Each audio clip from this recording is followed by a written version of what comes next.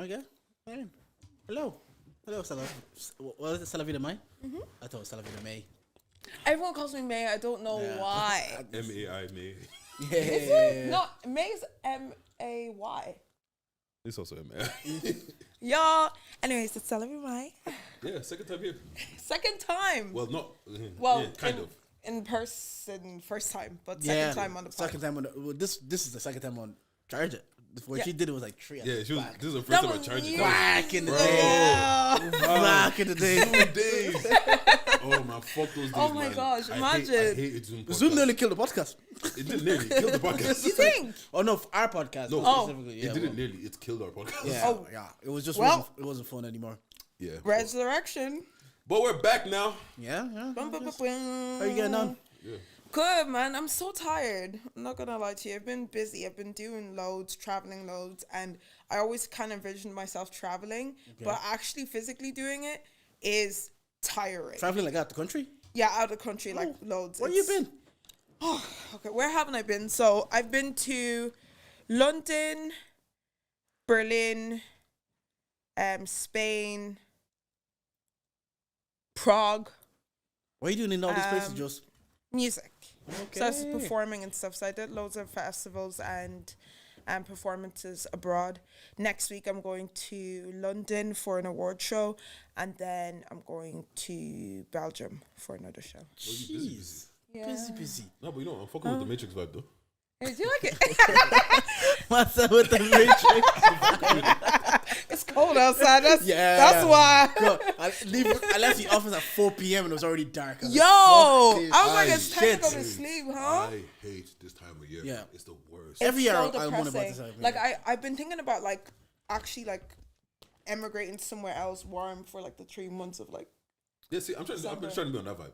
Yeah. When I have enough money, I'm Cause moving no, around the place. I'm sorry. Dark at 5 p.m. Like I left my house the when it was dark. That's Be the for thing. fucking real. It's the ghetto. Literally Yeah. the ghetto. Wake up dark and cold. Go home dark and cold. Just all your Right? sunlight is wasted under the fucking guise of the white man sitting at a desk. Do you know? Sometimes I understand that people when people says I couldn't sit at a desk for a job. Those days like that, I'm like I hear it. Bro, Like. and then after that, you come outside and then all you're hearing is fucking jingle bells and all. Bro, Oh my god, I hate Christmas. Don't even talk to Why? me. I hate Christmas. I can't. Why? I can't. Why? It's just so jarring. I don't know what it is. I can't. I But hate when I the say I'm a songs. Grinch, Yeah, that's just a Grinch I'm too. a Grinch. I I'm hate the proud. Grinch I'm too. proud. I'm a I hate Grinch. the music. I'm the Grinch that stole Christmas. That's me. I hate Christmas. I just don't like it. I feel like it's such a sad time. Sad time. It's the best Yeah, time. no. The only time I You hated like to get Christmas. drunk. No, the only time I hated Christmas is when I had to go into town. You know, when I was like younger and I was in my parents' house and I had to leave. Everybody wants to link up in town. Every motive is like, oh, there's the lights in town. Oh, Let's you go loved for a it, coffee man. in town. You loved it. Nah, that's when going. I like Have you presents been in town too. that when it's that busy? Yeah. Hectic. The Bro, I worst. used to walk past down Grafton Street every fucking day, bro. I With hate those it. lights, the lights are cute though. The lights are cute. No, I don't Like like a anything about it. I don't like. The only thing I like is maybe a gift, but I like that on a regular day. So. Do you still get gifts at this? Oh yes, I do, and I accept them with my whole heart. But I still hate I Christmas. thought you hate Christmas. But I get gifts anyway. So Just because you hate Christmas doesn't mean that I should not get gifts. like No, love gifts. Nah, Christmas for me, I think it was always a good time because I was always with like family, and it was always especially when you start them in Africa, it's like a massive celebration. Yeah. Like they're killing live meat in front of you. I know you're vegan. No, to be honest, so- in Africa it's a different vibe. But to be honest, I just like being in Africa like during Christmas period anyway because it's a bit different. Have you gone back versus- to do your dirty December or whatever? I'm not from Nigeria, but Yeah. I haven't gone back for Christmas in a long while. I've gone like randomly summers and stuff like that. Where you But from? Ivory Coast. Okay. Cote d'Ivoire. Cote d'Ivoire. Drunk my name, man. Just speak French. Never guess. Yeah. Okay. Where are you from? Congo. Congo. And you're Nigerian, obviously. Yeah, Digi. Oh, sorry. Yeah. Yoruba? Oh, okay. I saw a tweet recently. They said a girl was saying a guy would tell you, "How do you know I'm Nigerian?" It says Chukwuemeka. Where do you think you're from? You know, there's certain things it's just like, bro, like, come on. Come on, like. I like who you trying to front. Do you guys see Lori Harvey and Damson Brazil? Do you think people should get off her? Like, just allow this girl? Do you know what it is? No, I like what she's doing, but it's more so that was it a contract then, or was it real, or like, what was it like? Someone said they remember Dave said Delight, they gave like 3 months contract to everyone. Literally, Bro, but he sign me can't up. even talk about it because apparently he has an NDA. Sign me up. Yeah, Sign me up. What? sign me up too. Bro, I will take my 365 days and be happy. Yo, What would you do in 365 yo. days? Everything. Like what? Go on dates, Oh. go on holidays. You know, celebrate a birthday, look like I'm a man in the picture. And then everybody quote to Deji, act like you've been here before. If it's sorry, you can act like you've never been there before. I can understand. I might not be here again. In 365 days. But on that, like, I just think people get her for pussy, man. Just let her. If you, Bro, allow her, man. she, Who cares? she is dating the way you're supposed to date. Yeah. You're actually supposed to go find what you like. Do you get what I mean? And the minute you find something you don't like, dip.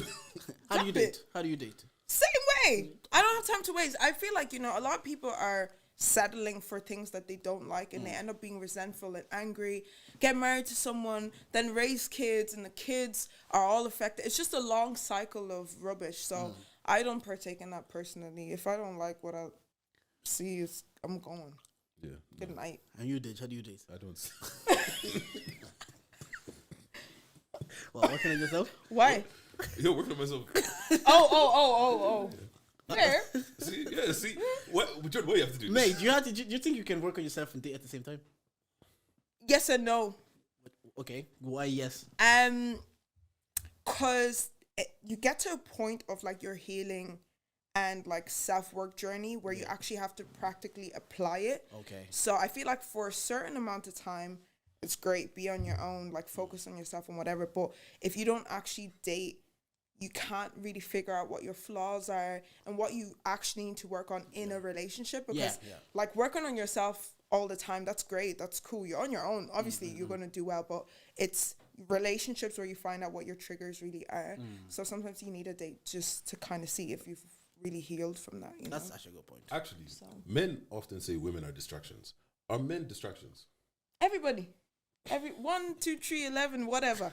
Everybody's a distraction, can be a distraction. You know? Yeah, so obviously then you're on a journey now where you're doing music and you're trying to progress your career. Do you look at dating then as like, maybe I should focus on this to get my career further, because if I have someone in the picture, they might distract me and derail me? Yes. So like I tried my best. Not tried my best. I've been single like fully for a whole year. Like I've dated maybe once or twice in between the year, but I realized that first of all, I'm too busy to do that to begin with, especially with the rate I want to like propel at. Yeah. I don't have time to give myself to anyone and actually like fully be intentional and commit to anyone right now, because I think my work in general takes a lot from me, and I'm really prioritizing myself as a person and making sure that I'm really like consistent with how I show up for myself as well. Do you ever find people So, that tell yeah. you like, Preach. It took a long time. this guy, what? Is that your excuse? Yeah. This guy derailed me. Every Then you said time- that's my spec. Every time you ask now, I'm just going to copy that and paste it right here. Make it a reel, okay, and send it to them every time. But but I was gonna say, do you not find people that think that like they can handle it, that you're busy? They're like, no, I can work. They around can't. it. But yeah, They can't. And I'm gonna say it now. Don't approach me if you don't have that mindset. I don't wanna hear Who are worse for it, men or women? who's worse. For not being able to handle. Both. It doesn't really matter. I think it's just yourself as a person, like what you want in a relationship, I guess, or how you are in a relationship. Because like some people don't. As I've started to see, like my friends, especially like the type of relationships they have, very diverse. Some people need to communicate and talk every single day. It's like good morning, good night. Some people talk every other day and it's fine. Maybe if we talk like every other day, maybe you can handle the fact that I'm busy. But if you need someone to talk to you every single day and consistently, probably not. Yeah, well, bro, send me a text, bro. No. I'm not gonna lie. If I am dating someone, I would expect like a text, good morning, good night, or like something, you know, throughout the day, just to like at least I know you're alive and everything is all right. But it doesn't need to be from 9 a.m. to 9 a.m. We're talking consistently. That's not realistic. we're you know? adults, man. Everybody's Remember we used to do that as kids, though. yeah. Like As kids, I know. Uni days used to be under your texting in class. Oh, what are you doing? I love you, man. What are you up to? Oh, I'm just English trying not to get caught. Bro, I love me. Let me It's just have not fun. realistic anymore, you know? Like, it used to be cute. That was fun. Yeah. But it's not realistic. There's too many things going on. You even to look do, at the you person. I'm like, don't you have things to do? Go Don't to work, man. know? That part right there, like, I'm busy. What are you doing? What are you doing? That's crazy. He's like, wait, why aren't you busy? Yeah, like, that's why weird. Why are you trying to talk to me at 2 a.m.? Do you not have work in the morning? Like, If anybody texts me after like half, sometimes I wake up, they just see your messages at like midnight. I'm like, nigga, I was never gonna see this. Sometimes I was never seeing this. if I text you after 11 o'clock, Yeah. I don't expect a message back until at least 10 the next morning. I was like, I ain't never seen this. Oh yeah, what's going Well, on? I always say this as well. Like, text me at any time, that's fine. But like, only call me if it's actually an emergency. I don't really like phone calls like that, to be honest. I hate that. And Don't I call me. hate unprovoked phone calls because in my head, I've made that boundary with myself and everyone. Phone calls are for emergencies or urgency. Yeah. Don't call me. Why do you are you just a person that in general doesn't like phone calls? Fucking hate them. Why? I hate You know, being on the phone. I love a cheeky phone call. I hate being on the phone. mean- Why are we talking? Text me. Yeah. You know, I'm a bad texter, that's why. Yeah. Yeah. No, I'm bad on the phone because I can tell my energy is like, I'm not giving you the energy I want to give you. Then I feel bad and I feel guilty because you've actually want to have this conversation. But and then I'm like, the only person, like, 'cause only my younger sister calls me unprovoked because she'll make me think it's an emergency, but she only wants money for a spice bag. What is an emergency to her? Yeah. You get it. It's urgent. She'll text me. She'll text me and I won't see it because Yeah. I have her like notification muted or whatever. I won't see it because if you text me, it's probably not that deep. Then she'll call me and she'll be like, "Hey Jordan," I'm like, "Yeah, can I have €8 for a spice bag?" And I was like, "Wait, first of all, since when a spice bag is €8 now?" Yo, inflation is crazy, like, what man. happened It's there? crazy. What's called hamburgers are 180. The McDonald's one. Yeah. Oh man. What's these called be chicken like, nuggets are €1. like $3.50 now for 6. You know, Celaviedmai would know because she's vegan. I don't eat that, but it's not expensive. Hamburgers used to be €1. €1. That's like an 80% inflation. Good maths. That was easy. It was a nice round number. I didn't have to front. Yeah, but yeah, I don't know. Yo. Dating and all that is weird, man. Isn't it? Yeah. Actually, you know what? Wait, you're openly bi, right? Yeah. Yeah. What's called? Oh, everybody knows. Woo! Sorry. But you said that. She said, "No, I'm not. I have to cook." You're What's called? Because I know some bi people, but they date men, but they touch women, so it's different. Are you date both? I for consistently for 2 years I was only dating women properly. But I lean more towards women, but that's just personally me than men. Because on this podcast, we have a running thing that women aren't nice people in general. Yeah. And Well, that's a theme. the truth. every time I speak to women that date women, they understand men more. Do you feel the same way? 100%. But not to say that women are bad or anything, but I think that coming from my perspective, dating a woman now, I understand what men talk about, but also at the same time, I'm very logical. Like, I've developed like this logic where I'm very logical. Like, I don't want to say like a man, but I'm like a man.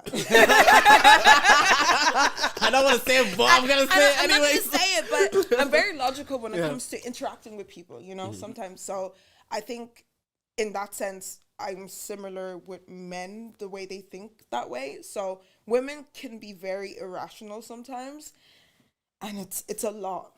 She said it, not me. No, not in a bad way. And I know I can be like that as well. So it's not just whatever. Everybody can be irrational, but women tend to be more irrational because we think with our emotions more sometimes. I don't anymore. I'm more logical now, and I just try and think logically when I'm talking to people, interacting with people, and whatever. But yeah, it can be a lot. The thing that you said you dated women only for 2 years, was that conscious or just who you were attracted to at the time? Or did you make a conscious decision, you know what, this is what I'm on for 2 years? I never thought about that, you know. Oh, yeah, maybe then it wasn't conscious. Then it must have been subconscious. Perfect person to ask. Yes. Because there's a debate. Are there more good men out there or good women out there? Everybody's trash. that's the answer I'm gonna give y'all right now. You know Everybody's trash I hear because nobody's really like authentically themselves anymore. People aren't self-aware anymore. Nobody's trying to do the work. Nobody's like actually like thinking rationally anymore. Everyone's just like, well, if this doesn't fit my standard, I'm just gonna leave. You're gonna leave for everything. Do you get me? Like, unfortunately, relationships are one of these things. People, you're gonna trigger each other. Yeah. You have to learn how to kind of maneuver around that. At the same time, though, in the same breath, if somebody is trash, move on. It is what it is, you know. But there's do with sense. With sense, but there's certain things that it's just like, if you're gonna leave for that girl, you're gonna leave for everything. Like there was a conversation we were having with a boy like earlier, and then we said it to him like there's a certain level of things you're just gonna have to firm and put up. Like what you're gonna get from this girl, you're gonna get from that girl. It's universal. Same with girls. What you're gonna get from this guy, and we're not talking about like every man cheat. There's just a certain level of like they say men can be stupid sometimes, men can be silly, or men just whatever. There's gonna be things that you're gonna have to put up across the board. Yeah. So if that's why you're leaving here, you're going to find it over there. Wow. You're going to find it over there. The one that's over there might even be worse. So sometimes you have to learn to maneuver. That like if like, this.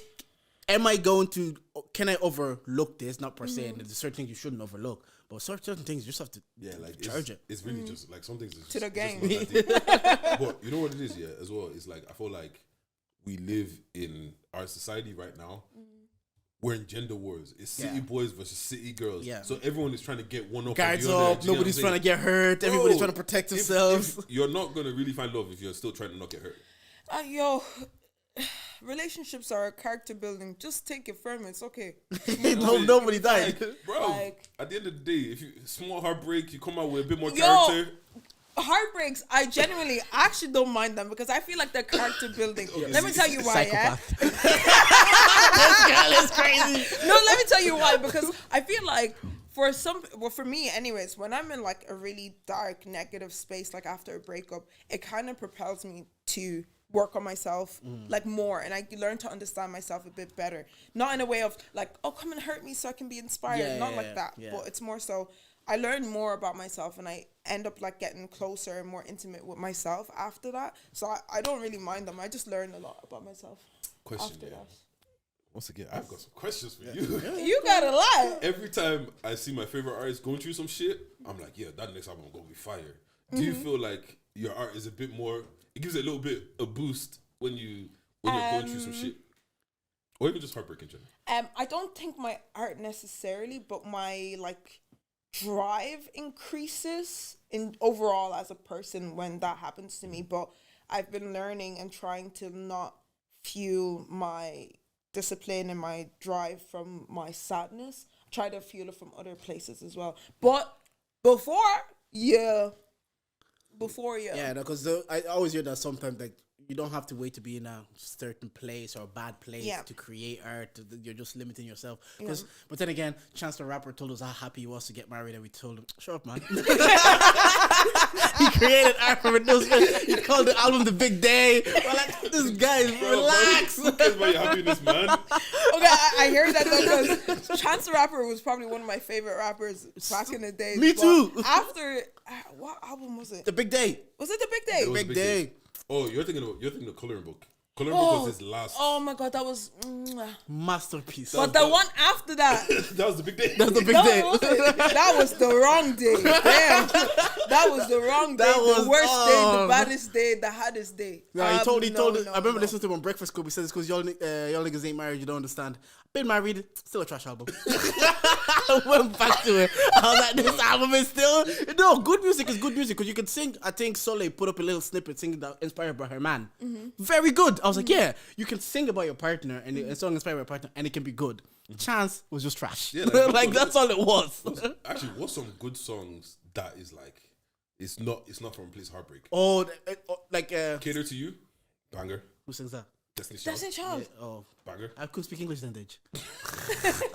I told you, my musical timeline starts from 2006 onwards. No, good night.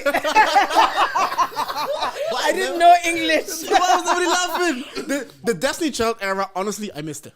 Oh, really? Yeah, because I came to Ireland in 2000. To music though? Well, I wasn't allowed to listen to music, but I came to Ireland in 2002. So by the time I learned the language and everything, it took like maybe 2 years. But let's say 2005, 50 Cent was really my musical timeline starts from there. So like the 90s, the Destiny's Child. But you No, know, I wasn't back. here. Wait, was it that far back? Cater to you. Because I know Beyonce was doing like Upgrade You and everything like 2006 already. Oh, Bonnie and yeah. Clyde was like It was probably 2003. like, it was probably Yeah, like 01, 02, maybe. exactly. 03, yeah. I couldn't. I couldn't. But back to your point.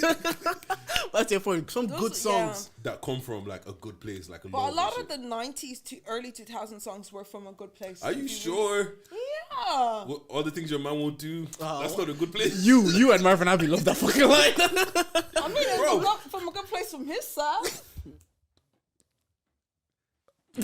All the things he's talking about treating her better. All the things your man wouldn't do. I'm gonna do. Bro, don't talk about the things I won't do with my girl. Don't do that. Hello, got your competition on the phone. We gotta fight then. Wait, what else is good? I can't think of it at the top of my head. Yeah, because all the ones that are coming right to me now, aren't good. in this era. Just in general. Any era. I'm pretty sure Kanye has one. Hey Mama came from a good place. I know it's about his mom. I wanna Okay, feel yeah. so loved. Well, Halo? didn't. Halo? Top tier Beyonce. I think that's my favorite Beyonce. That's song. my Beyonce's just literally danced amazing. to my She's wedding. incredible. No, Beyonce. I think I would say Hey Mama, Halo. I'm surrounded by your arm. Yeah, that's come from a positive place. She's singing about good things. See, Nah. if I tell you songs that come from pain now, you guys will list them. SZA's whole album. Yeah, that's Sister be CTRL, talking yeah. spicy. Yo, I went to see her when she came here. How was that? Incredible. Oh my god. I heard it. The only thing I heard is the BBL was BBLing. Yo, it was wow. I was like, jeez. Everybody asked them, so how was the concert? They said the BBL was BBLing. Yo, I said, what about the music? She ate it up. Fine. Yeah. Yeah. SZA is Oh my god, fine. she ate it up.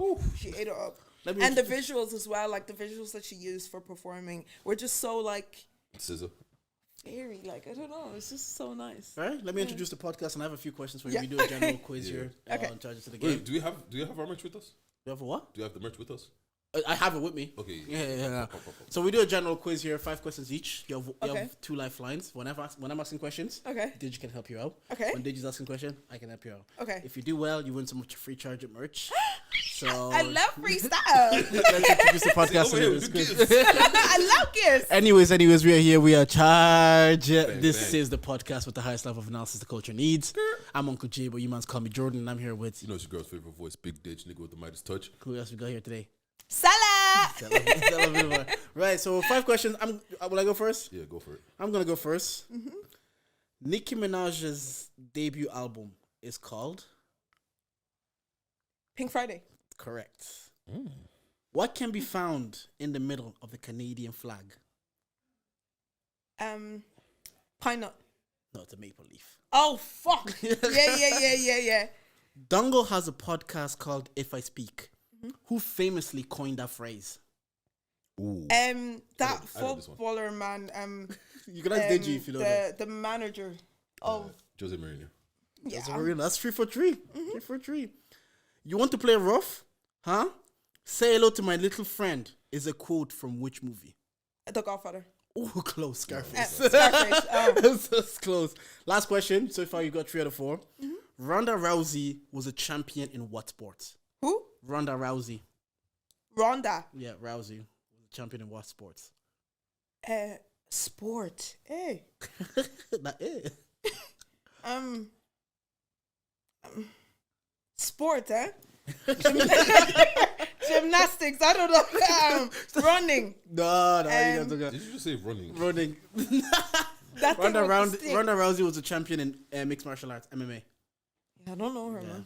I'm gonna lie. That's Okay. that's you How many did 3 out of 5. I'm pretty good. That's pretty good. That's 2%, yeah. What's it called on Spotify? What is your first release, and what year was it released? Mine. Yeah, yours. Dive 2018. Bang on. Bang fucking on. Okay.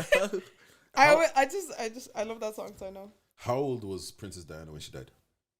Hey, Diana, 30. Final answer. Huh? Final answer. 29. I'm asking you. Is that your Oh, final 30. answer? Yeah. No, 39. Fuck. Okay. I don't know if I've asked this question or not. Okay, this one's. I'm not gonna lie to you. This one is hard. Okay. The actress Gabrielle Union starred in what 2003 film with rapper / actor LL Cool J as an arrogant health inspector? Oh my god, I've watched it. Do you know what I'm doing? Braids, taking out braids. Yeah. I've watched it That's as true, well. Oh, it's good. what I is don't it know what it is. called? If I hear the name, That I can see them annoyed me. together You in can. the movie. It's a funny movie as well, to be honest. No, I don't know. Yeah. Deliver Us from Eva. The what? Deliver Deliver Us us. from Eva. Yeah, from Eva. Yes, Eva. She was. Why did I think that guy that was wearing that Matrix jacket like I was in that movie? He wasn't, was he? Oh, you talk about what's his name? Not Keanu. The black guy. Dark Blade. What's The his- one that played Blade. Oh, Wesley Snipes. Wesley Snipes wasn't even in the Matrix.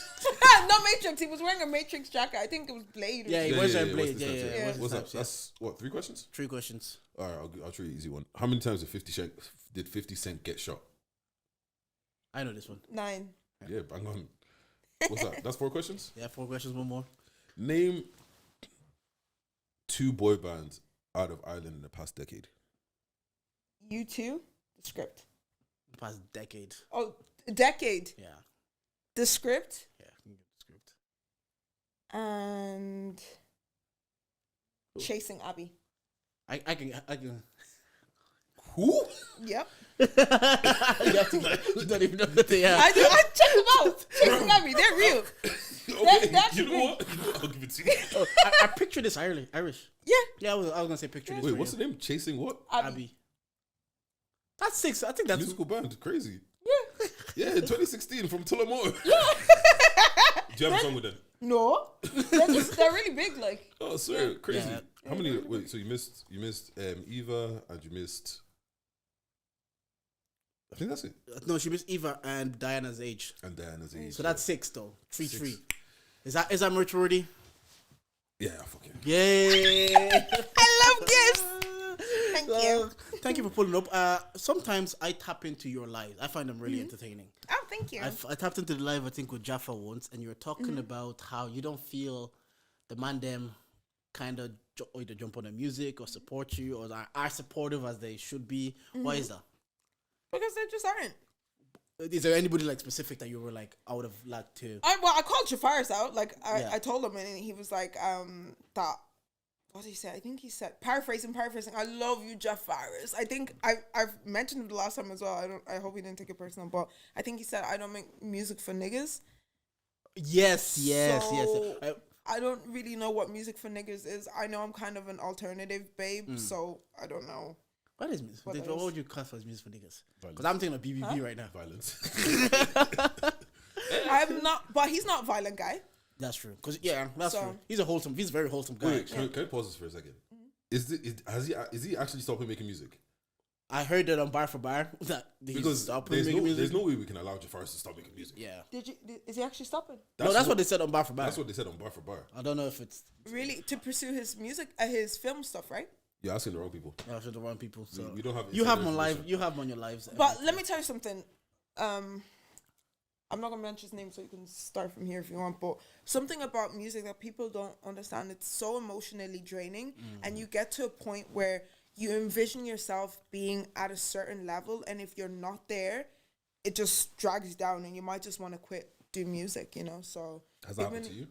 so many times. But luckily for me, I feel like I have amazing people around me that remind me that like this is actually what you want to do. And I've tried to stop before, and when I did stop, I didn't feel like myself, and that gave me my reminder that continue, like keep going, you know. But not a lot of people have that within them. But also, I'm very determined, and I love, like, my biggest happiness comes from proving people wrong sometimes as well. So maybe that's why. Can you talk me through the the darkness that, like, you know, that point where you're like, okay, you know what, fuck this, I don't want to do music anymore and blah blah blah. Can you talk me through that, like the emotions, what was going on, or like obviously you don't have to go too deep, but No, I'm going to be real. Like, there's a point, like, the thing about music, I feel like a lot of people, like, attach their whole identity and self to it. And if it doesn't go the right way, or if it's not perceived in the right way, the way you expect in your mind, it almost feels like you're not worthy of being, like, living, for me personally anyway, right? And being like that deep and dark into it, also with external factors from just life in general happening, for me anyway, personally, I will say I've been at a very suicidal point in general. It's just, but not having my music go the right way as well also kind of made me feel like nothing. Like I didn't know who I was. I felt like I didn't exist. I wasn't worthy of anything. But that's just me though. Like I know I've talked to other artists and they feel the same way as well. And it is a very weird experience to have. But luckily for me, I started therapy. I went to therapy. I started like talking about my emotions, starting to figure out who I was as a person outside of just Celaviedmai. Like who am I as a person overall? What are my aptitudes? What do I like about myself? What do I love about myself? What can I give to the world in general? And outside music, there's a lot, you know, there's a lot of things I like about myself. There's a lot of things that other people like about me as well. So I've learned to kind of detach my identity as a rapper from who I am as a person. It's a part of me, but it's not all of me, you know. And once I've learned that and once I put that together, I was able to kind of remove myself from that like dark place. So now I do music because I enjoy it. It's what I love performing. Like it's not even the art for me so much. It's more so just performing that makes me like real happy, you know. So the one I wanted to ask about is like you said something about that feeling of worthiness. How did you now find that? If it was like I don't feel worthy, how am I gonna do that? How did you now re-find that feeling? Or do you know what? It's bigger than music. I am worthy as a person. Do you know what? It's so random, and I don't necessarily have any tips or tricks on how I found it, but I had to spend a lot of time with myself, like alone, like in solitude, and really think about who I am and what I like about myself, and try and nurture that every single day, and just reaffirm that like this is good about you, this is nice about you, you're this person, you're this person, you're this person, you know, like in a sense, like rather than just like. Obviously, I don't have the biggest numbers on earth when it comes to my music. I don't have the biggest following or whatever, but I remind myself, like, you are a kind person. You have a lovely heart. You have this and this and this about you. And that kind of helped me, like, work up the whole, my self-worth about how I feel of myself rather than just the music element of that, if that makes sense. You know, okay, there's two sides to this, right? On one side, there's my whole being is tied to music, right? And then there's but then it kind of messes up your life outside of that because you're kind of like if a song doesn't get the numbers you felt like it was gonna get, you start feeling useless within yourself, right? And then there's the other side where it's like, okay, I'm no longer tied to the music like that. If it doesn't do well, cool, I'm only doing it because I love it, but it's not because it's me. When you were in the first place, do you feel like not that your music was better, but do you feel like your career took off a bit better? I did think that up until June this year, because that whole coming to the realization of who I am outside my music started in 2022, and so I kind of removed myself. And 2022 was an alright year. It wasn't great, but 2023 was a great year once I removed myself from it, because I started to do things because I enjoyed it rather than trying to look for numbers and stuff like that. And once I did that, for me personally, on a like I want to say accolade level or like achievement level, I've done mean? I was about to ask. Accolade, like, you know, like prize is like okay, accolades. Oh. Accolades, sorry. How do I say sorry? English, sorry.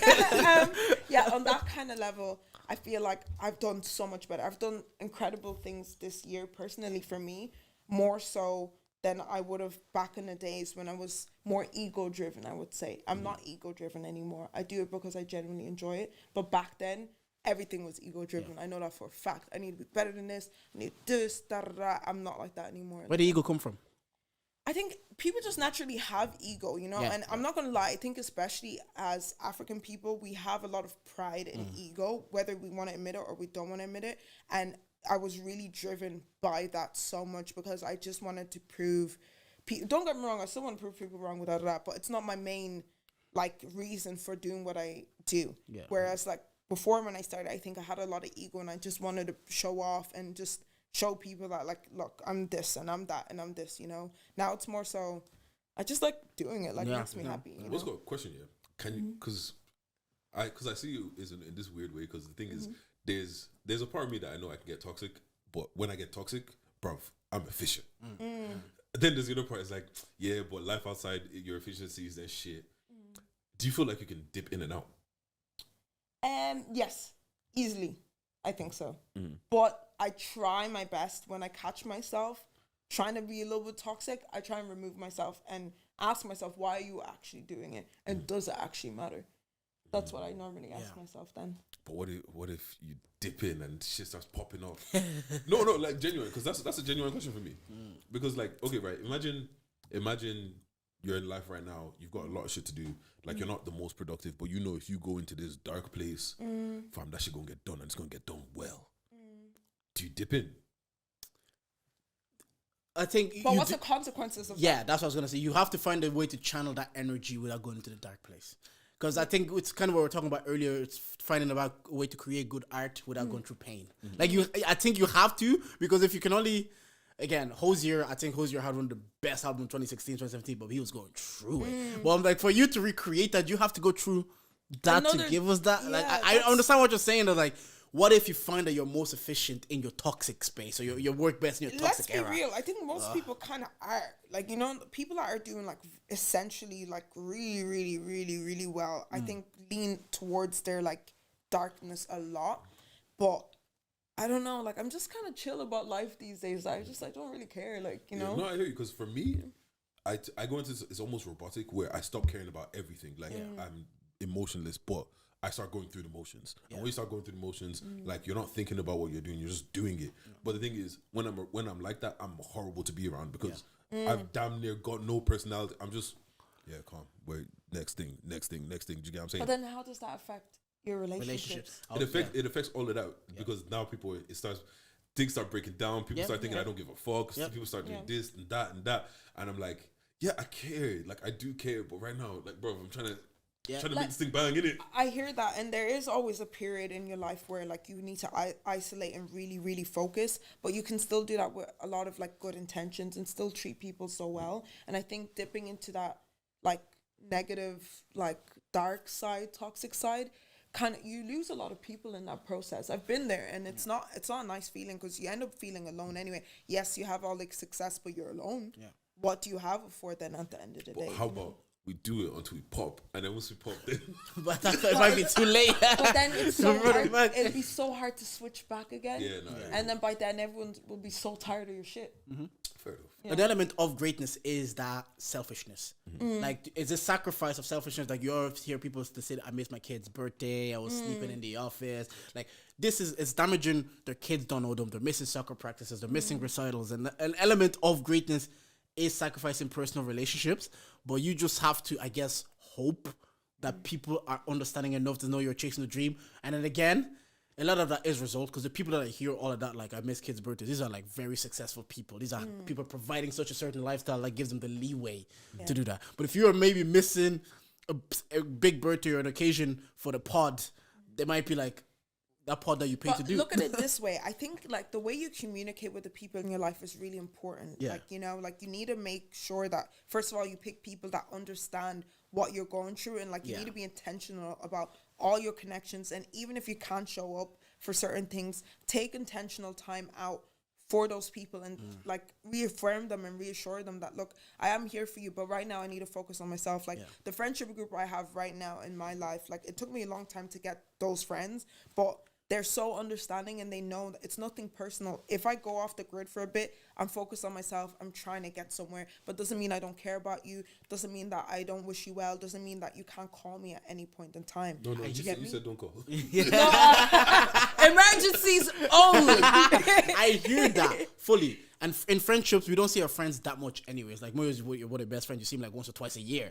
So friendships, I hear you can go off the grid for a bit, it won't change things. But what I think it plays a factor is if it's you'd be like, surprised though, because girl friendships aren't like that. Fair enough. Girls, not really. Yeah. But now when you start having like families and children, it's like you just it's harder unless obviously you're providing such a lifestyle that you get that leeway.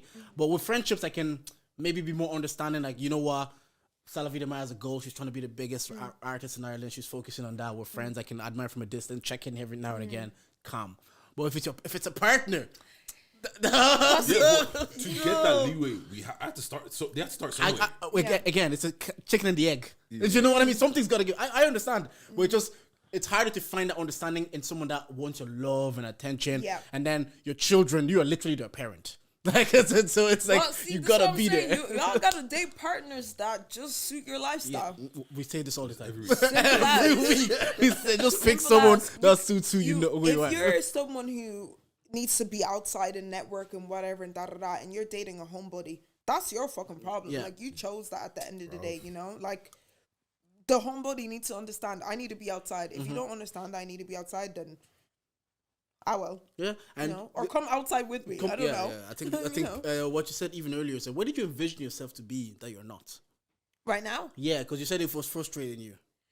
Like, I envision, because I think, you know, for me, I feel like I'm really blessed, and thank God whoever is praying for me, well, my mom, obviously, but myself, but whoever is, God is constantly blessing me with little pockets of here. If you do this, here. If you do this, if you do this. But I think 2019, for me, where I kind of had like my little mental breakdown was like end of 2019, start of 2020, before lockdown happened, because so many cool things were happening. Like, I was meant to go to England, like some record label came up to me, like good things were happening, but it all fell down after lockdown happened. So for me, it kind of destroyed my self-sense because I felt like I had nothing or whatever. Sorry, what was your question? No, you said earlier you envisioned yourself being somewhere. Yeah, so I And now envisioned you're not. myself like in the UK, like doing bits, like, you know, like at like what? Tons of fans, like sold out shows, like, you know, then branching to America. That's like kind of like how I envision myself, you know, like international, not just in Ireland. So that's kind of how I envision myself. At But this stage already, that you envision yourself there, or are you where you? I'm talking past tense. Okay, Yeah. yeah. But now, I'm not exactly where I want to be, but I'm so much better than I would have thought I would have been back then after everything that happened, if that makes sense. Yeah, no, I get you. So I'm content. Like, this is the first time I think in my life in general, personal life, work life, everything, family, friends, that I'm genuinely like actually content. And I never thought I would actually feel contentness for this long. Are you able to enjoy that? Are you able to? Because some people Yes. panic because they've never felt it's a foreign feeling. And I think I don't know. I was watching maybe a show recently or listening to a podcast that says we all go back to our familiarity, even though it's bad, because it's what we're used to. It's what we're comfortable in the toxicity, even if it has to be in the chaos, because what we're used to. So we create it. But are you, now that you're in the place of contentment for the first time in a while, are you like, I'm enjoying this as well? I really am. And also because I think for me, I've gone to that place of I've had contentment for a long time, and then I was like, oh, this is kind of weird, it's boring, let me go back to my familiar toxic, and I didn't like it there, you know. And once I get to a point where like you're tired of that shit in general, and you actually just want peace, calmness, lack of chaos, none of that stuff. And now if you come up to me with that kind of stuff, no. I just cut it off straight away. I really enjoy the peace that I have in my life from almost everyone, like even like on a personal level, even with my family, like the type of peace that we have now and like the love and the connection we have now is, I really value that. So I can't go back to things that make me, you know, feel. Yeah, people don't really understand, bro. Peace is boring. It's boring, but when you go back to chaos and then come back to peace again, you realize that chaos is draining. Yeah, it's not worth it. Yeah, it's so draining. How deep are we gonna go in this episode? As deep as you want. Pause. my brain realized what I was saying. I was about to say that. I was like, oh my God, I don't want to say that. But yeah, go. What are you gonna say? You were talking about that's when you had your breakdown and all that kind of stuff. And I always see people talk about having mental breakdowns and this and that, but nobody actually talks about, okay, what did it look like? And apart from what did it look like, how did you get out of it? How did you navigate it? Yeah, because the first of all, like, just what did it look like for you and your mental breakdown? I'm asking you too, by the way. I feel like when I had my mental breakdown, it affected how I interacted with people. Like, I would just be angry all the time, and I'm naturally such a happy person. So like, I'd react to the smallest things, like be like, okay, you're doing this, da da da. I'd just be so like temperamental and angry all the time. But I know that I was projecting from the frustrations that I felt within myself. So anything would just set me off. I mean, the smallest, I'm not even kidding, the smallest things would set me off. And I don't know why, but I think it was just because I was so empty inside and I felt like nothing that, like, I don't know, maybe I was just looking for an outlet to kind of let out those frustrations. But it got to one point where I can't even remember it. I know it was like, I think I was talking to my sister or something, and my sister said something to me that like hurt me so bad that I was like, oh my gosh, like what the hell? Like, why would you say that to me? But then I realized that I was actually being a prick for like a whole year to everybody. I just was being a prick to everyone. And then I ended up being alone. So it was around, I would say 2020 September, because I had an incident with my family where I moved from Galway to Dublin. So I was alone. I was like cut off from my family, didn't talk to any of my family or nothing. So I was like proper alone. And that solitude that I was talking about made me reflect a lot about myself and who I was as a person and what I was doing wrong and how I was treating people and things like that. So that moment kind of made me think, okay, I need to do better. But at the same time, I was aware. But for the whole year still, on top of that, I just didn't give a shit. I was like, whatever, I'm going to do me. I'm focused on me, whatever, but in a toxic way, not in like a loving, like caring way. So I did that for a whole year. Then I met someone in the process I did that for a whole year. Then I met one of my closest friends now. And we just started talking and she gave me so much space to really let out my frustrations and just talk about everything. And then she told me that she was going to therapy. So I was like, okay, I'm going to try it as well. So I went to therapy, tried it, and I was like, whoa. So I finally got to the root of what was actually causing me so much anguish and like pain and whatever. And once I figured it out, I'm not going to lie to you, I felt so much better. I just needed to get to the root of why. I'm more of a like, I need to know why type of person, but it doesn't always work. You're not always going to get the why, but specifically for what I was going through and how I was feeling, I just need to get to the root of why I was feeling the way I was feeling. And once I got to that root, everything just became better. So I started to be more, so basically what my therapist said to me is that I wasn't being compassionate enough to myself and I wasn't giving myself enough grace to make mistakes and figure things out and be loving towards myself the way I normally would be so loving to other people. And once I started to do that to myself the way before I was like a prick, before that, once I started being nice and loving to myself, I started to realize that everything will be fine, like everything will be okay. So that's kind of how I navigated through. It took like a year for me to kind of come out of that properly, and now I feel like I'm myself again. Yeah. Deja said it before. It's like sometimes we aren't as kind to ourselves as we would be to others, or we won't give ourselves the same grace that we're doing to others. And when he said it to me, it's like it even allowed me to be easier on myself. It's like, you know what? I'm just trying my best. Like every day. I'm just a boy. He literally, I'm just a girl. I'm just a girl. Like, I'm literally just trying my best, and some days it's a no, some days it isn't, but some days that's all I can give. As long as I know within me, I'm giving what I can in that moment. I need to be kinder to myself. Okay, maybe I might have fell short. I'm a human. I'm a human being. We all have good days and bad days. So. Oh, I thought you meant literally. This guy's a fool. This guy. Well, as for me, in terms of like mental breakdown, I've been lucky that I don't feel like I've experienced like things are crumbling and I'm mentally breaking down. The last time I was probably in a really hectic headspace. I would say at this stage maybe it was probably obviously within my relationship. It's happened where I'm in like in a really hectic headspace. I'm trying to figure it out. Is it gonna work? Is it not gonna work? Like, you know, we've all had those thoughts within relationships that can put you in that headspace. But it was just in college, maybe my dad coming to me and you're like saying like, I'm getting old, I don't know how long I'll be able to work and put you through college. You need to kind of get this shit done. So it puts that pressure on you and it just sits with you and you don't realize.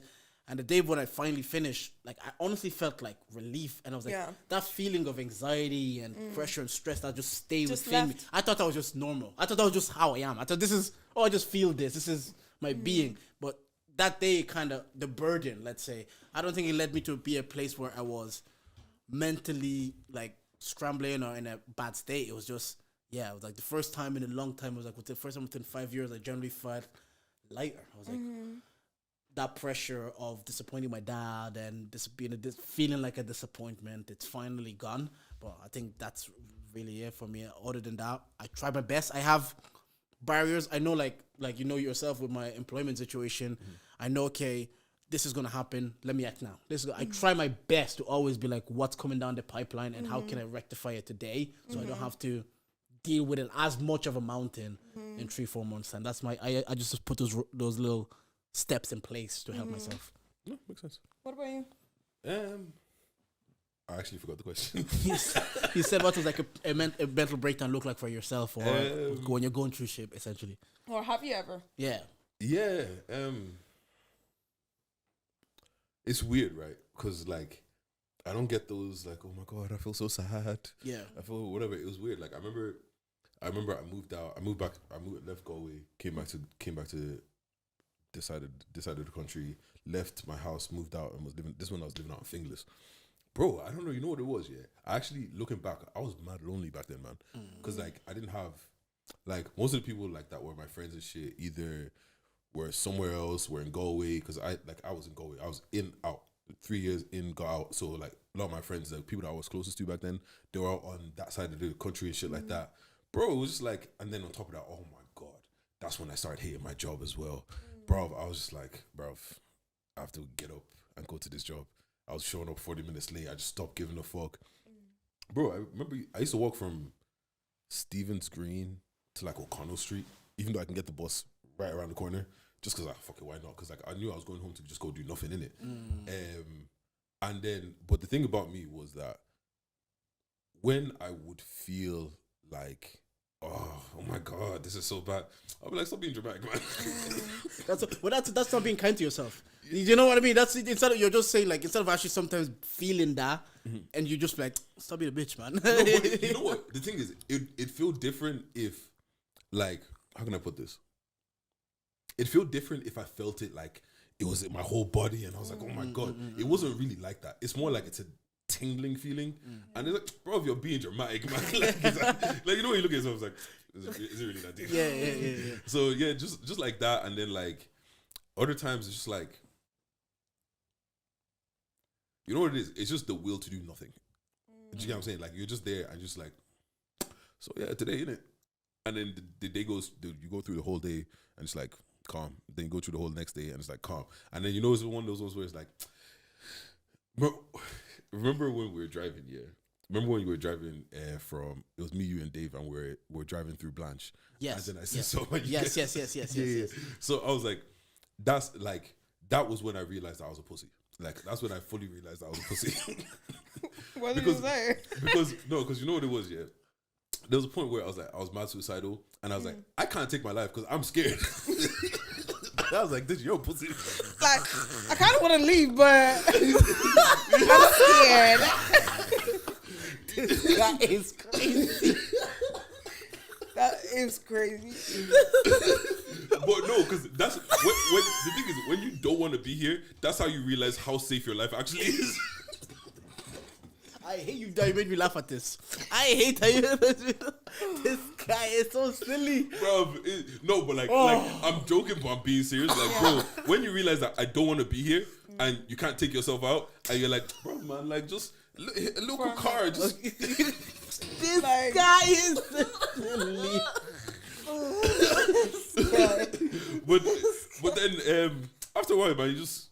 But yeah, how did you get out of it? How did you? Because she explained therapy. Then she met a friend that kind of helped her guide it through it. I explained how I put stops in place. So I'm like, okay. Like, how did you get rid of those thoughts? How did I? And are you actually like dealing with those feelings, or are you just suppressing them and letting them sit there? Honestly, whatever works. I hear you. But the suppression is going to come back again. Yeah, because like when you suppress your emotions like that, sometimes randomly one day you might just wake up and you just be like, "Fuck it." Yeah, but see, you know the beauty of me. You have 5 minutes. Really? Within that 5 minutes, I can feel everything, and then after that, bro, it's back to. Is it? Okay. Yeah, but like, how did I get out of that? Honestly, I can't remember. I actually can't remember, you know. I'm not gonna lie to you. But Was it a while ago? Yeah. Like, what year was it?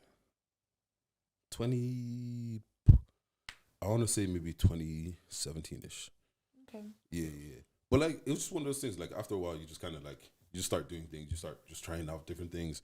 Make sure you go out. Make sure you do. You know what? That's when, because the boys used to always be like, "Oh, yo, Deji, let's go here. Let's go here." And I was like, "Boys, I'm not gonna lie to you. I'm actually just not. I'm not bothered. I'm not down." Then they started calling me Mister. I'm not down. And then you know, after a while, they just stop inviting you places. Yeah. And then I'm like, "Hey, yo, like, bro, Like, I know I'm not gonna come, but at I'm least never saying that. no, but like at least ask me." But yeah, and then you just kind of like, I don't know. You know what? I couldn't give you a thing that happened because there was a point I did try the therapy thing, but bruv, like, if my thing is right, if you let me chat, I'm going to direct you away from this conversation. So me and this guy are chatting about movies and shit. Like, we're just talking about, oh yeah, this movie was class. Did you see that? Yeah. And I was just like, bro. So it was like, what's the point? But do you know what? What I didn't know, because I stopped going to therapy because I felt like once I've kind of discovered what I needed to discover, I was like, whatever, I can self-soothe, I can like be there for myself now. But there's different types of therapies as well, because I did try, like, so the one I tried the first time was great, but then I was like, okay, I feel like now at this stage in my life I want to try therapy again, just to kind of like, you know, keep up my mental health and whatever. But the one I did try, just I wasn't vibing with it. Like, it didn't make me like come to whatever, like any conclusion or anything like that. So I say that to say that there's different type of therapies that you can go to. Like, you can go like to behavioral therapy, like cognitive behavioral therapy, where they kind of like show you like techniques to manage stress and stuff like that. The type of therapy I went to was just like proper counseling. Like, we just talked about everything. She let me talk and talk and talk and talk and talk, and then just like kind of probe me to get to where I wanted to go to. Others, it's like they actually tell you like what you should be doing. Yeah, no, because I went the second time and she was cool, but she was like just more like, yo, do this. Like, I remember the first time I was on the phone to her and she was like, yeah, just make sure you take a walk every day. I almost hung up the phone. Like, fuck, I look like walking. I was like, I'm telling you that I feel horrible, blah, blah. You're telling me to take a fucking walk. But do you know what? And then I did it. And I was like, oh shit, this actually works. A walk is... What exercise can do for your mental is actually underrated. It's crazy, Yeah, because I was sick this week, so I'm annoyed because my body is like last week. My body is physically sick, so I can't go to the gym. So my mental is suffering. So now I'm annoyed. Like I'm looking at myself in the mirror, like I got skinnier again. So all of this is just fucking me up. I said, bro, you missed the gym for 1 week, but like I always say, like gym coffee in the shower. You know, I should give myself grace, but like gym coffee in the shower really makes me feel good about my day. It really makes me ready. Like, yeah, just that bit of exercise. So I think I know, like they used to say, just before you're thinking of doing anything, just get a 6-pack first. I know people hated Andrew Tate for saying that, but the message was work out. Like, do exercise and see if it makes a difference to your mental health. He was just a bad messenger. Like, his delivery and everything was awful, but no, exercise actually helps. He's not wrong. No, exercise is like, yeah, if you do exercise, if you feel good and you look good, people that generally work out, the studies show is they feel better about themselves, their mental health is about something. They go on a walk, even if they go gym. But some people, they put times out of the day to go walk around their estate, get that fresh air, come in, and they feel better. Yeah. Question for you: do you feel like going to gym has made you develop body dysmorphia? Yeah, 100%.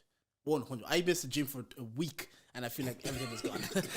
I was looking at myself because Mommy, who am I? I was looking at the pictures at the baby shower and I'm like, why do I look so skinny, man? I probably don't look different than you a look week the before. exact same to me. But see, body dysmorphia is so mental. Like, it's so fucked. Like, you can't even explain. Do you have body dysmorphia? No. Probably, yeah. Okay, maybe everyone does. Like, I did anyway. So my journey is crazy because I went from, like, I've had so many eating disorders, but I think it's just more so because of people like perceiving me. So I felt like I always had to like look a certain way. So I went from like, I think it was like 110 kilo to like 69. So I was very slim. Like, I was really slim during the lockdown. Then lockdown ended. I was still kind of okay, but then I got sick. So basically what happened to me on my birthday this year, I had an allergy to henna, right, on my hand. I don't know if you see it there. So I had an allergy to henna and I had to go on steroids. And I've been on steroids for like 6 months or something. So my body changed again. So that body dysmorphia was fucking crazy for me. But I'm off them now. So it's cool. But you kind of have to adjust a lot to that. I hear that because you're doing like a fluctuation of like 110 to 70. Yeah.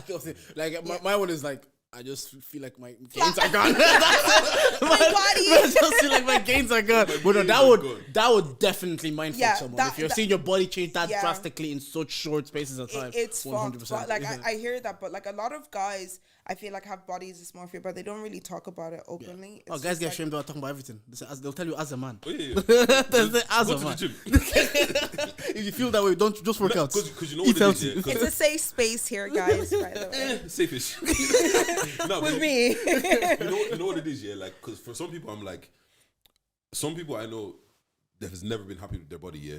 But if I tell them to look at a picture from them 2 years ago and ask, would you take that body now? Yeah. They'll snatch it. Yeah. Yeah. And it's like, back then, you were happy with that. Yeah, Do you yeah, get what I'm saying? yeah, And it's just like, bro, like, at what point, because, you know, now that I say it and I think back, yeah, actually, I did for a lot, I think I have had body dysmorphia for a long time. But, you know, as a man, actually, You're gonna say it to you that believes you, man. Just work what's out. called- actually, since we're going all deep and shit, what's called eating disorders? How did you get past that? That I'm not 100% past it yet, if I'm being very honest, because it's gone from like the time I was very slim, gone from like anorexia to bulimia to kind of stopping, and then going from like binge eating. So it's been like a mental fuck for me for a very, very long time. I talk about it openly all the time. It's very frustrating, but I'm getting better at it now because I feel like I try and give myself grace overall every single time. I'm like, okay, you fucked up today. That's fine. It's okay. Tomorrow start again. So I kind of try and look at it that way. Probably not the healthiest way to do it, but I'm trying. Yeah, like I said from the beginning, That's we're just that's trying all our I'm best, saying. man. I'm just trying my best. trying Just my a girl, man. I'm just a girl. I'm trying. But funny enough, I feel like a lot of girls that I know have eating disorders. And it's just the pressure of looking a certain way as a woman. Like, just let's be real, like bigger women, thicker women get a hard time. So I see why people do it and why it is the way it is. Not right. Like, try and have more compassion towards women, like especially women that are trying to, like, you know, slim down and do whatever. But it's hard. It's tough. Like, there is a society standard of beauty, and if you don't have that, sometimes people just take drastic measures to get there. Because the thing is, like, I feel like before speaking to some people, once again, I thought it's just things I saw on TV. I didn't know that it existed. Yeah. And you know, in school, they would teach you, oh, this and that, this and that. And I'm like, nobody actually does this. Yeah. No. And then finding out, oh, you do. Oh, you do too. And I'm like, for the amount of people that I have come across in life that have had eating disorders, like some people I know is like, bro, they have one meal and they feel like they're fat. Another person have literally just eat a tiny bit and they just feel like, oh, I've ate too much, they start feeling physically sick, go get themselves sick.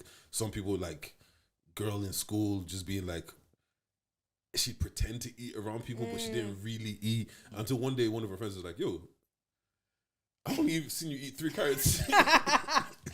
Crazy. It's funny, but like, it's true. And it's like, for the amount of people that I've come across in life, funnily enough, all women, maybe just men. As a man, I'll shame you. Yeah. This guy in Deji Circle, you can't tell me you have eaten disorder as a man. That's what he said. This guy is so silly. Content now. But yeah, so it's kind of like, for the amount that I do see it, I don't feel like I've really heard anybody actually speak about it. And it's just like, because even in those situations, I've been there. Like, I actually don't know what to tell you right now. Yeah. Like, you told me you've eaten a carrot for the past 3 days. Yeah. I can't just say, oh, go get food. Yeah.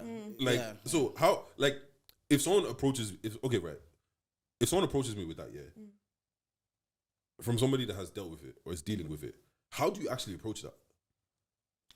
I wouldn't know. I'm not gonna lie to you, because it's being in it. I think it's such a mental thing. You need to, like, it's willpower. It's like a willpower for you to kind of get out of it, and it takes a lot of time. It takes a lot of time. Like, before, like, when I had my eating disorder, like, if I ate anything, I would weigh myself straight away.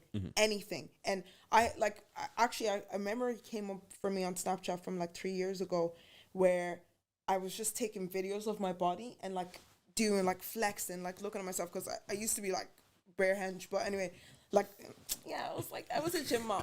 But yeah, so I used to take videos of myself like all the time, like every second, like every minute of the day. And I looked through that memory and just every day from that month, like video. And I was like, that's so mentally fucking draining. Like, I don't know why I did that, but I don't know. There's no answer. I don't know anyone else who has ever overcome their ED. That's great, but I know from what I know with the girls I have met, it goes from every extreme, every single time, every extreme. And I have to very like quickly catch myself because I've been like back to, I'm just not going to eat for the day, or I'll just eat like one meal, it'll be fine. And then it turns to, I'm not eating for 3 days, you know? So it's a mental thing. It's crazy.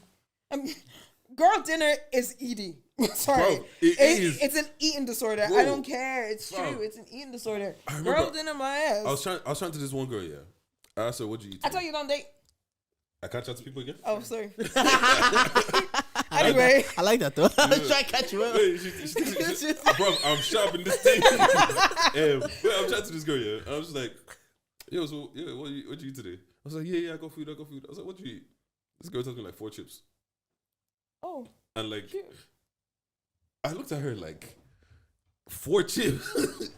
that's oh my God, you ate. Girl dinner. Bro, that's not even a snack, bro. That's not even a snack. Crazy. Nah, but that shit's crazy. Look, man, anyone out there with eating disorders, get help. Honestly, do, because it's hard, man. And I actually don't think it's one of those things that ever go away. I think it's just, you just manage. It doesn't really go away, but you manage it better and try not to. Well, not everyone does, because some people have actually like been unalived by on the music, yeah. Obviously we saw the BLM happen, and then there was a lot of tokenism happening with corporations and etc. of being a black by women. Did you ever feel like I love that question. No, sorry. Go ahead. did you ever feel like some like corporations were trying to get you because of the tokenism or because of the diversity and inclusion aspect of things? And do you even care that was the case? So what I will say, I actually had this conversation with someone recently. What I will say is, in 2020 or whenever that happened, the BLM thing happened. Yeah.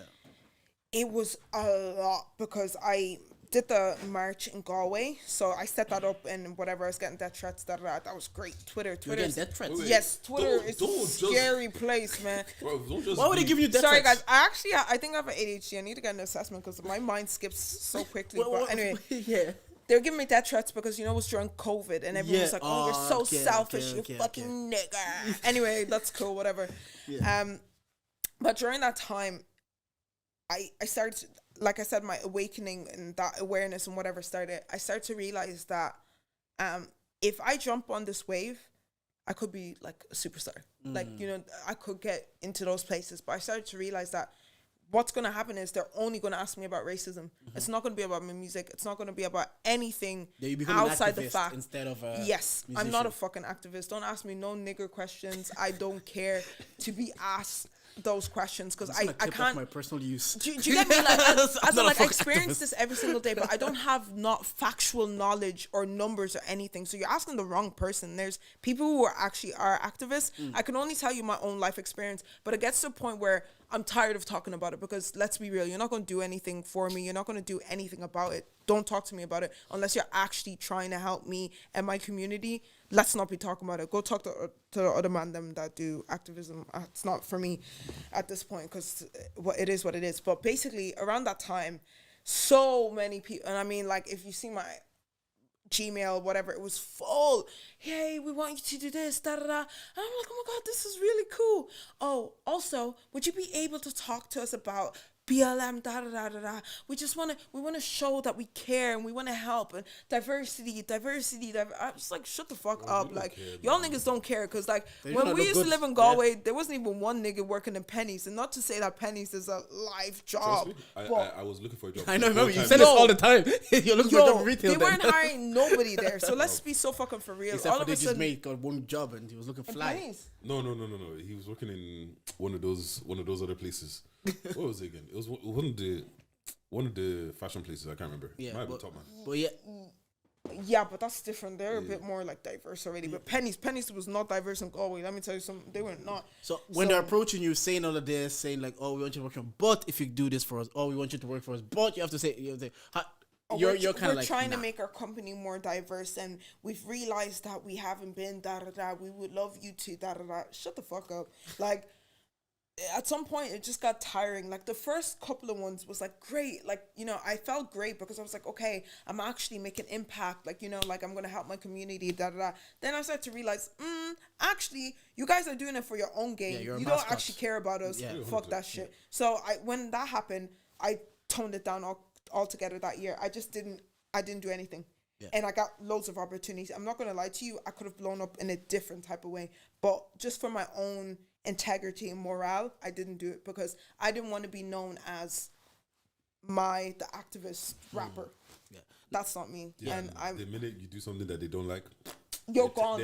Once you're there, if you let them build you up, they can take it away from you. You become the token nigga, and I'm not a token nigga. Like, let's be so real. I'm very like direct as a person, and I know that kind of has halted me in certain opportunities because I don't sugarcoat things.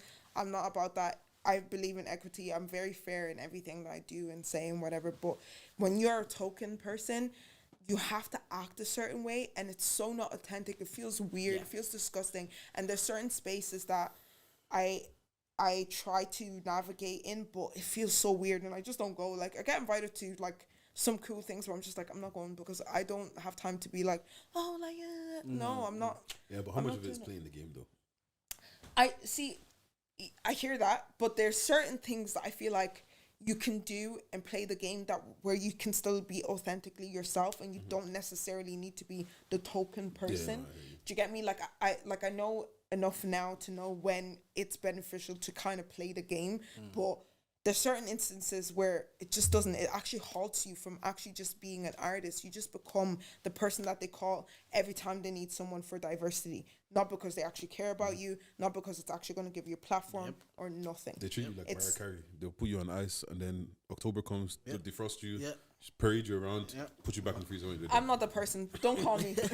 Don't call me. Because even under like BLM kind of, I wouldn't say it's like, it opened my eyes to like people that were sharing the post. Because recently, obviously, everybody knows what's happening in Israel and Palestine. But so Congo? Even like, you know what I mean?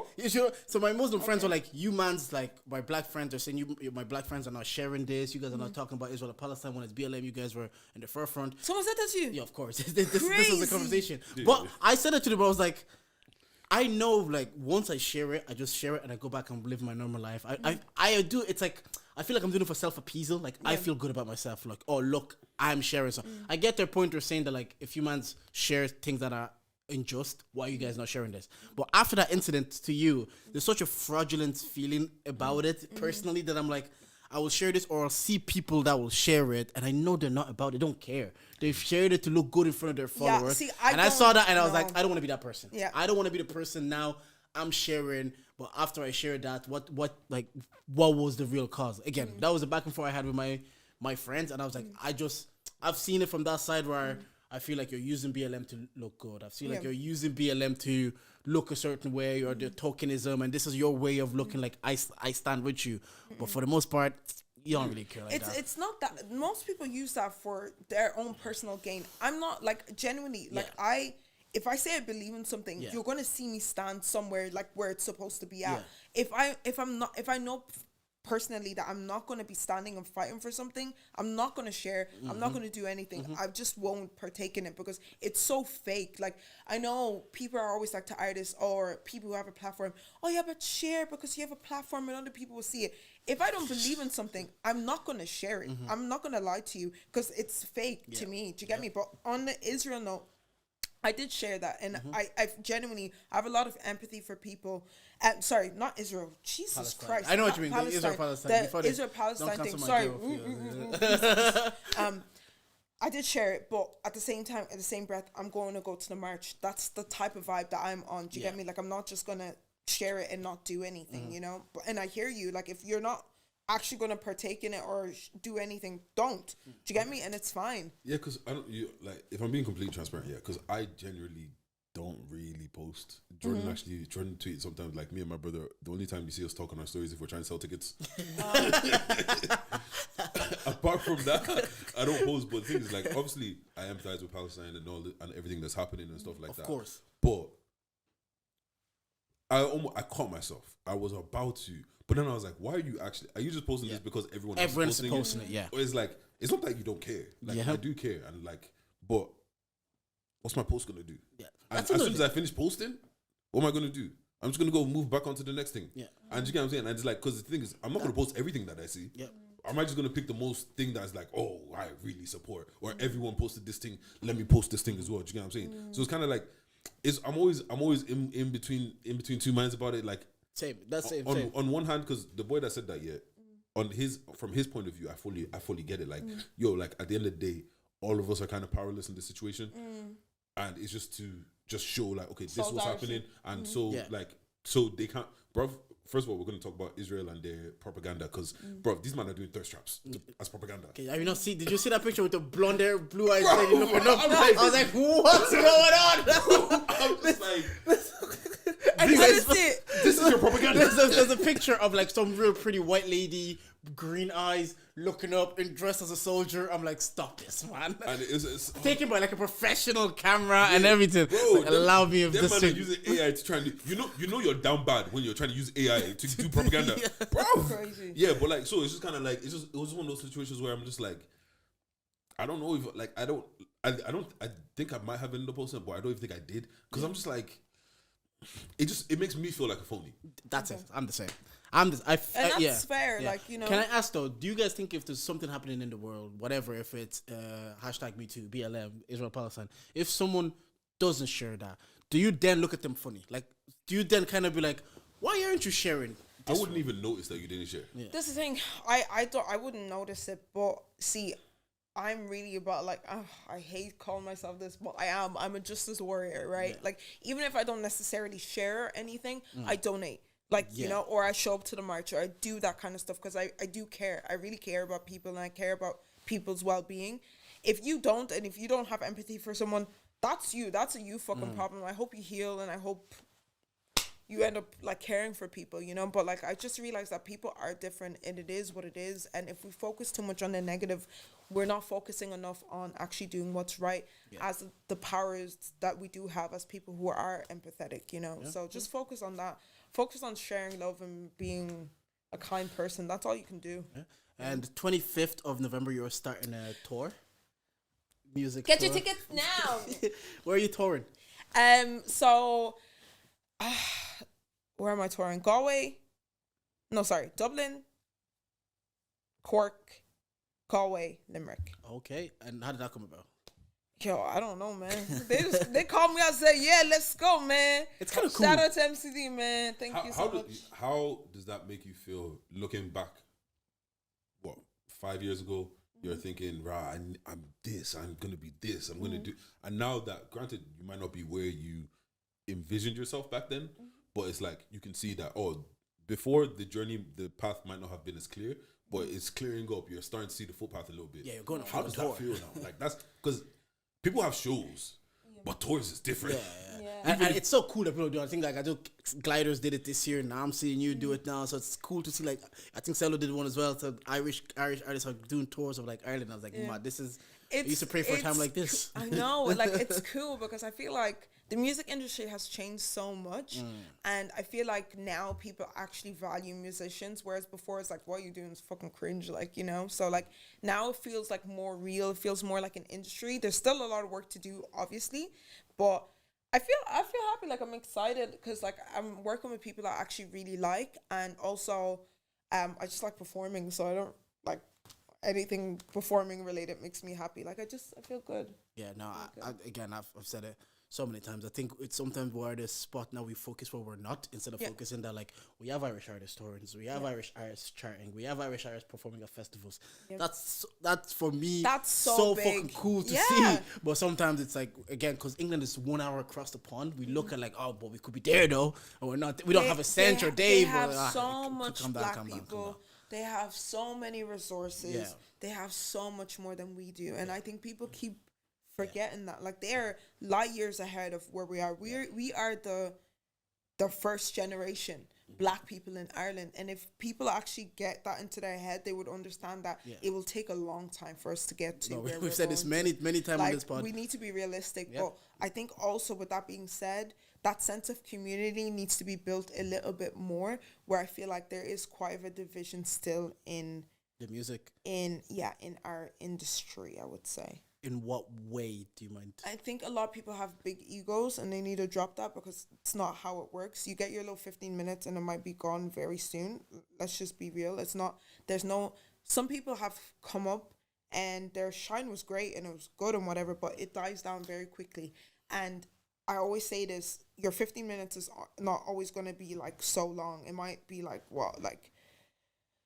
a year of greatness, and then you're back down again, and then now you want to kiss everyone's ass and whatever. But if you think about it, if everyone who had their 15 minutes picked everyone up, it would be more there, if that makes sense. I know that might not make sense to a lot of people, but there would be more of a caliber, and there would be more consistency and more of a standard. But it just always feels like it's going like this constantly. That's like actually true. down, It does feel like there is peaks and valleys, doesn't it? It feels like we had the Air Squad, it went down, then we had the AV9, and then they come back, and then Salo and Gliders are bringing it back up. Then they're definitely doing on tour now as well. And so it's like, there is like peaks and valleys. Because we're not that connected. If we were more connected, there would be more of a consistency of things happening.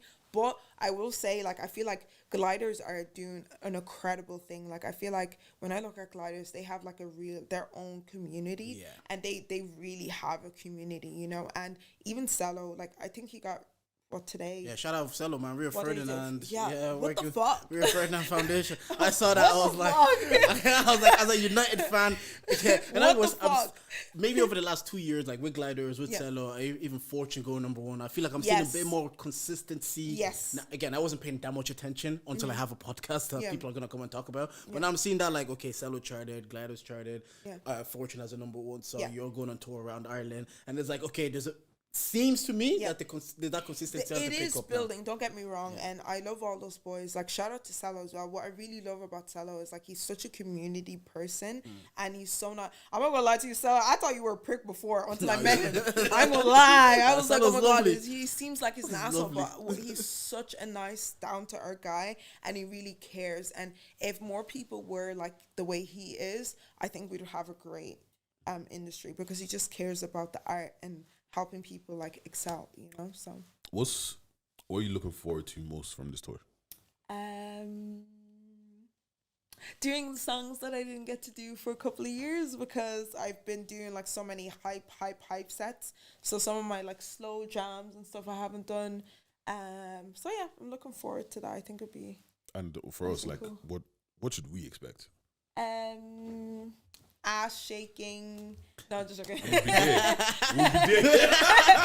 Bear girls, bottles. But you know what? Last time Demi from Get the Gist came on this podcast, so she's gonna shake Nyasha on the stage. We sold out the live show. We sold out the live show. You saw it? Yeah, we sold out. So Demi was like, "I'm shaking us on the stage."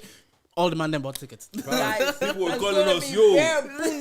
People were saying, yo, Dej, you have tickets. Bro, I've been promoting tickets for a month. You had bomb. You had shaking me.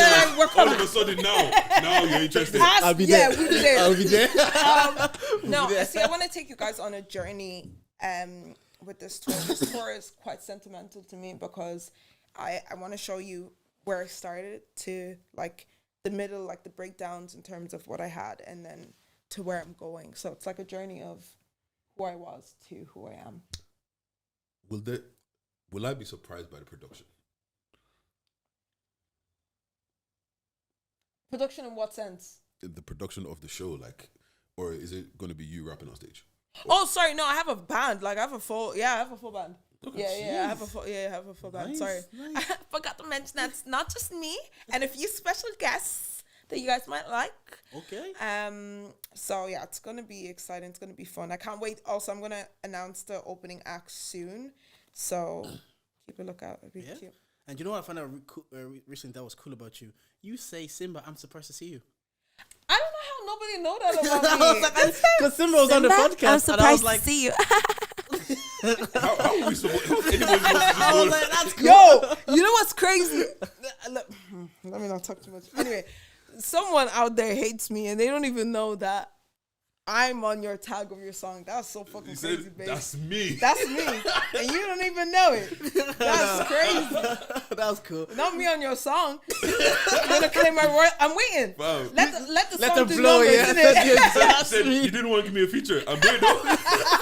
I'm right there, and I need my royalties.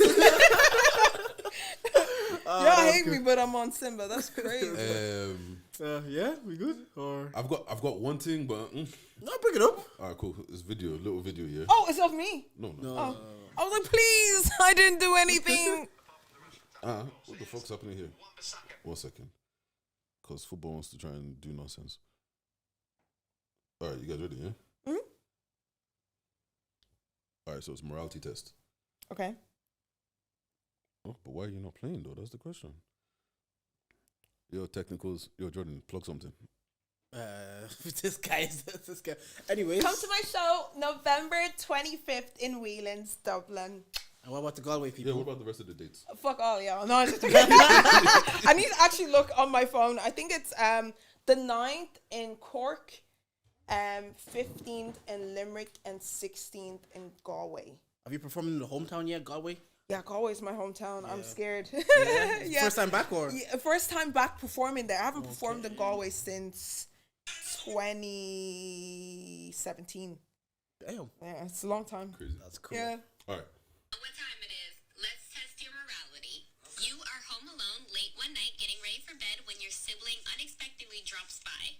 They seem to be in a state of panic and you ask them what is wrong. They tell you that they got into an altercation with a stranger. During the altercation, your sibling pushed the other person, causing them to fall head first, instantly ending their life. Your sibling tells you that they did not mean for them to fall and hit their head and it was just an accident. You keep your mouth shut and you tell them that they can stay with you for a couple days just to cool off. A couple days later, you look on the news and see that somebody else was arrested for the murder that your sibling's done. Do you confess to the police to free the innocent person that was arrested? Or do you say nothing because you can't turn in your own family member? You're a social justice warrior. You go first. Yo, you going to jail, babe. Who's going to jail? My sibling. Your sibling, I'm so yeah. sorry. Like, I feel like you going to jail. I can't see. The thing is, I guilt. can't sit with that guilt because it's not mine to bear. And no offense, I love my family, but we all make mistakes. But I genuinely feel like we need to all pay for our mistakes, you know. And it is what it is. You can be sorry. That's cool, but I can't sleep at night knowing that somebody else is in trouble because of you. If I was someone and I kill somebody, I'm not calling you. No, please don't call me. Don't call me. You know Don't call me. I have, I have No, a no, specific friend. I have a specific friend. If anything illegal is going on or anything crazy is going down, I'm not calling him. No, And I've told him. don't. My conscience, I can't handle it. I don't like to know any bad stuff, nothing, because I overthink it a lot and the guilt like eats me up. That's why I'm always like, if it's a secret that you know that nobody should know, don't tell me because I should know these things. You know what? I like that. Wait. Don't. What if your friend? This is different, Jack. Your friend cheats on her husband but tells you. Are you gonna tell the husband? I won't tell. Okay. But She'll tell you to tell. you better go and tell him. What if she doesn't? You'll figure it out. It's not me. No. Don't tell me anything. Don't tell us. Please don't tell me. I just can't handle it. Like my body's even shaking thinking about it. I can't handle it. Don't tell me. I can't. Man, you see them do lovey-dovey, but you know she cheated on holidays. Fam, Yo, I'm not coming where your husband is there. Don't invite me. Don't even invite me to your wedding. It's cool. It's calm. fam, Yo. she'll be given toast. She'll be looking like. Side eye. Like the love of my life. Why here. nah, I think I'm with Maya on the actual dilemma though. Yo, with her. Yeah, I think so. Bruv, nah, man. No, I but think- it's not I think right. so. You're, I think so. You're Look, ruining What if this is a somebody family else's man? life. They have children. Get a good lawyer. Because if it wasn't you, get a good lawyer. And hopefully you boss case. However, that's my dog. Don't I hear both. I do hear both sides because like I'm speaking now, but if it was actually maybe if it did happen, I'll protect my brother, which is like the thing that you'd want to do naturally is to protect family. But talking about it, just like this guy, his life, he didn't do anything. Sometimes you have to charge and pay for what you did in life. You ended somebody's life, and then you're ruining somebody else's life who's in jail that didn't do anything. That's crazy. That's too. Damn, double homicide. Jordan, low-key, you're funny. This guy's crazy. That's a double homicide. Yeah, but you know what it is, yeah? I've come to the conclusion that life just isn't great. And it's unfair to everybody. So I care about me and my people's. Outside of that, I can't care about everybody. Yeah, so if that day is unfair to you, then it's unfair to you. You can't, but... You gotta charge it. Oh, no, I don't know. I really believe in justice. Like, I believe in, like, what's fair is fair. And if you kill someone, you gotta pay the price. The thing is, I want to believe in that so badly, but I can't. Why? Because, bro, how many people kill people and get away with it scot-free? You see, if he just killed the person, and nobody else got arrested, you can kind of be like, calm. Yeah. Are you sure? Because calm.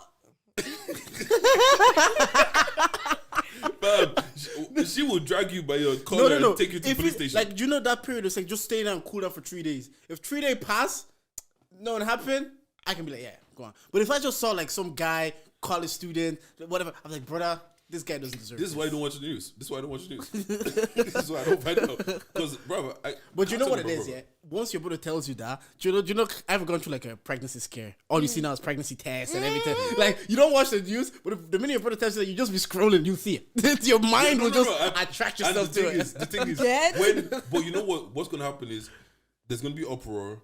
Everyone's going to post your picture, and I'll post it with them. That's it. But I can't send my brother to jail. No, if nobody got arrested. No, but when the person gets unjustly arrested, they'll post about him. They'll do social justice warrior. I'll be with them. I'll post it. I'll post that one. I'll post that. End this podcast. And that's it. Nah, but you know what? Because I can't. Like, you know what? If he did it on purpose and he killed that person on purpose, you can go. Accident, it can happen. No, I hear both sides. Your natural inclination is to protect your family. See, don't call her. Don't call me. If you're doing anything illegal, make sure Mai's not around. Don't even, please. Because also, to be honest, I don't really know how to lie. Yeah? When I lie, like my voice goes so high pitched, it's actually ridiculous and it looks stupid.